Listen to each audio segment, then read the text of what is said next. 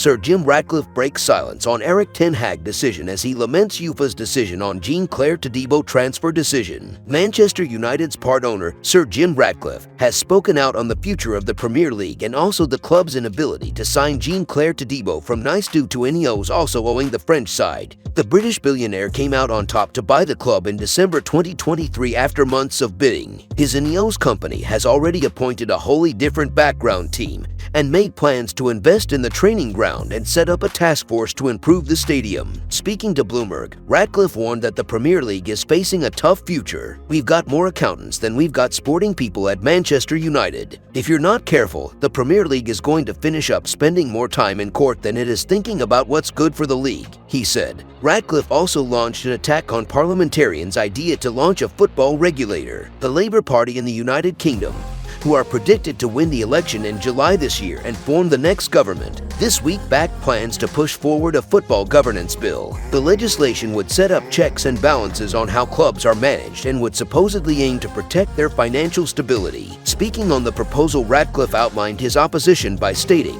"If you've got a government regulator, at the end of the day they will regulate, and that won't be good." He also took aim at the newly introduced financial rules known as anchoring. What would anchoring do? It would inhibit the top clubs in the Premiership. The last thing you want in the Premiership is for the top clubs in the Premiership not to be able to compete with the likes of Real Madrid, Barcelona, Bayern Munich, and PSG. Ratcliffe then spoke on his aims to get Manchester United to where European champions Real Madrid are right now, but admitted that the process will take time. It will take 2 or 3 summer windows to get to a better place, and he added, "I'm not confident that we'll solve all the problems in the first transfer window." The Ineos chief also reiterated his stance that United would not try to solve their problems by signing global superstars by claiming Manchester United doesn't have any players that are valued at €100 million or more, and that buying a superstar isn't going to solve the problem at Manchester United. He also commented on United's much-discussed decision to keep ERIK Ten Hag at the club by stating that the club's problems are much deeper than that of the coach